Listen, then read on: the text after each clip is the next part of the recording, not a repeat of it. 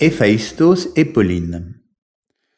Dans la mythologie ancienne, Héphaïstos est le dieu du feu, de la forge, de la métallurgie et des volcans.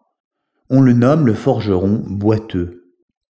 Héra aurait engendré Héphaïstos seul, par jalousie envers Zeus qui a enfanté Athéna.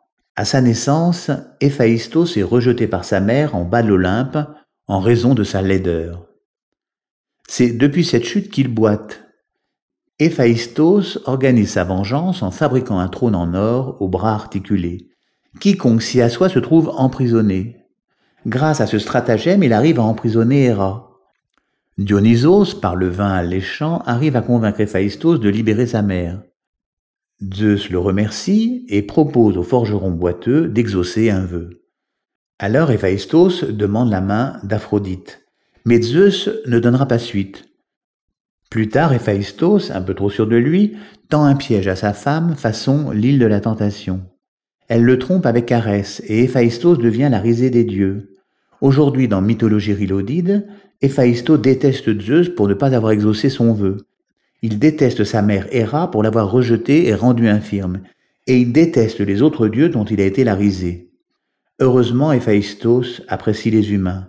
Il aime leur compagnie, leur questionnement. Il se délègue de leur nourriture variée qui pourrait tenir tête à l'ambroisie et au nectar. Héphaïstos, également gardien du feu dans les temps anciens, laisse croire à Prométhée qu'il a dérobé le feu pour le donner aux humains. Héphaïstos ne pouvait pas espérer mieux que de passer un siècle parmi les hommes. Le fait de ne pas être en contact avec d'autres dieux pendant un siècle lui convient parfaitement. Héphaïstos a décidé d'aller vivre en France dans le Bordelais à Ourtin, une petite ville de 3500 habitants. Il connaît bien cette ville pour y avoir passé quelques jours à insuffler aux viticulteurs de la région des méthodes œnologiques. Il est à l'origine des meilleurs vins. Pauline était en grande difficulté. Elle se trouva fort dépourvue quand la bise fut venue. En effet, l'entreprise a dû faire face aux caprices de la nature, orages, tempêtes, bourrasques. Elle paye, en quelque sorte, la bonne orientation de ses coteaux avec une fragilisation en cas d'intempéries accrue.